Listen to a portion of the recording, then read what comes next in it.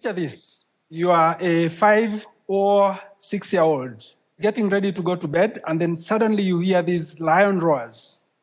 This is how it was in the early 70s in my village in Taveta in Kenya on the southeastern slope of Mount Kilimanjaro.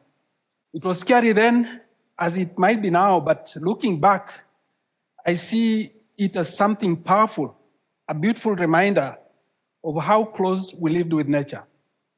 Sadly, the nighttime roars and the many animals that once roamed our village are gone.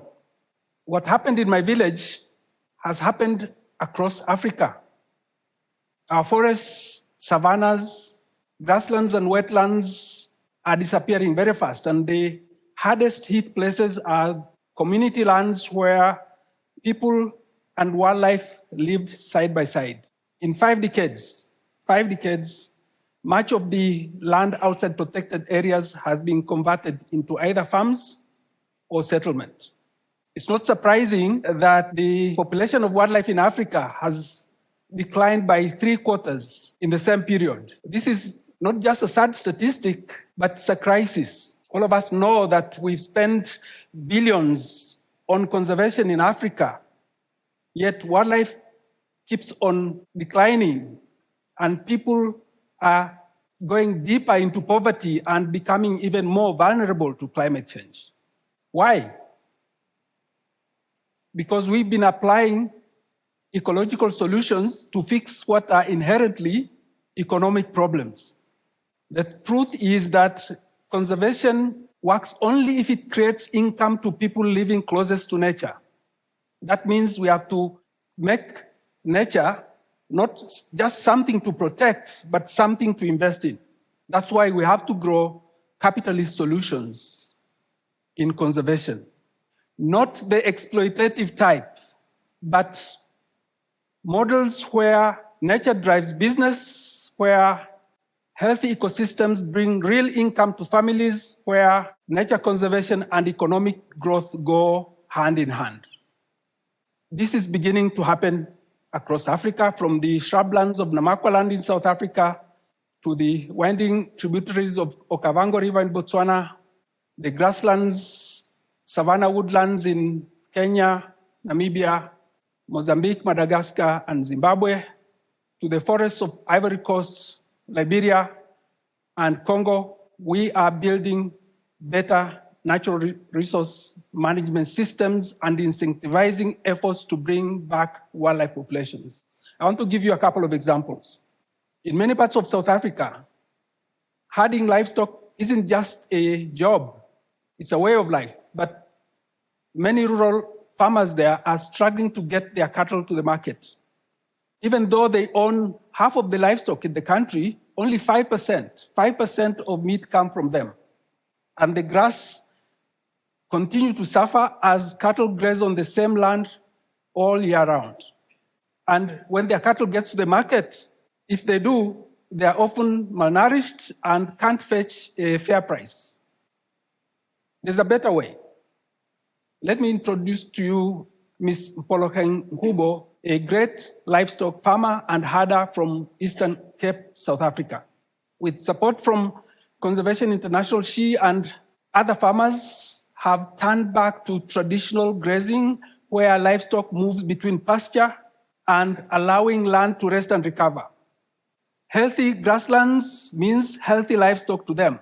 And the change here is that those farmers have agreed to protect the land as they access a cattle market that comes directly to them.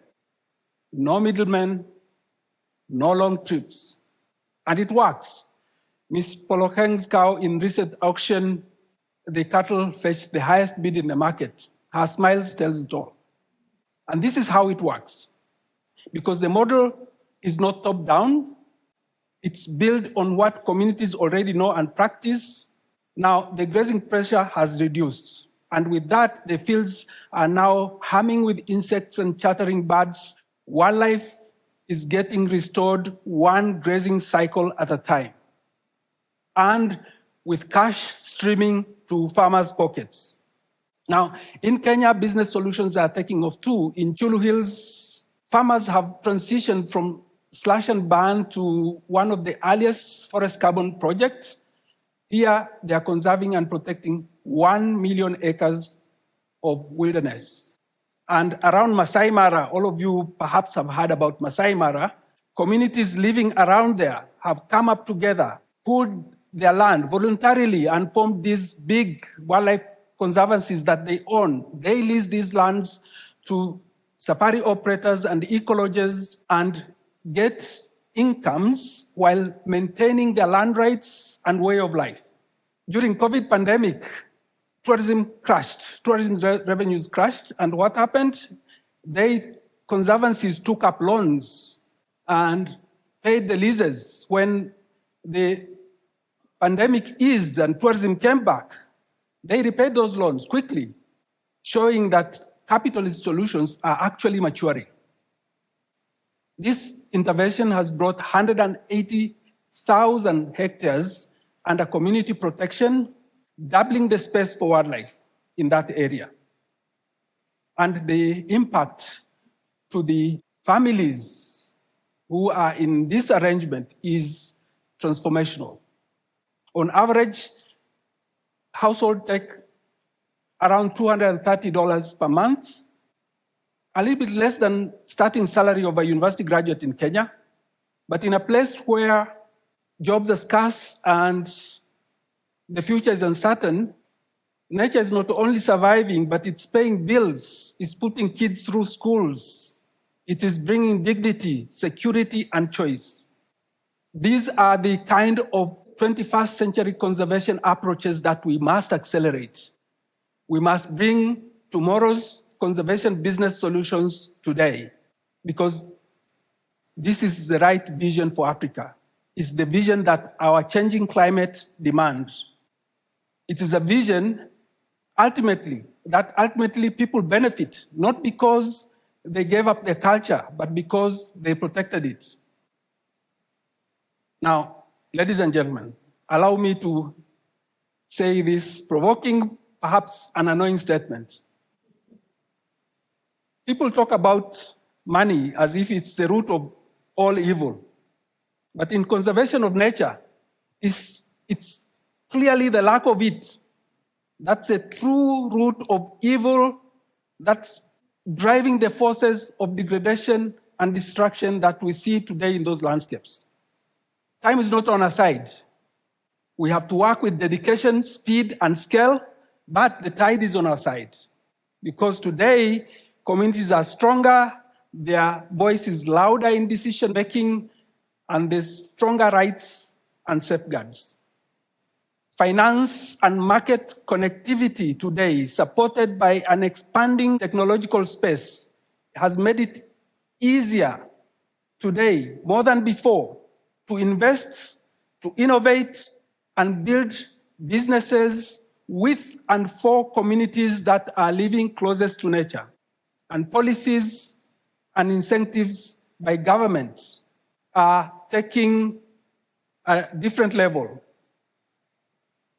For example, the wildlife profit enhancing policies of South Africa, Zimbabwe, and Namibia to the Kenya carbon and conservancy policies, more revenue is now streaming to families and communities that are closest to nature. It doesn't matter which ecosystem you are talking about, because it's only through economic prosperity of people living alongside nature that nature, wildlife, and wilderness will return. Maybe then the wildlife will be restored around my village, and maybe then, maybe my grandchildren will get to hear the lions roar back again.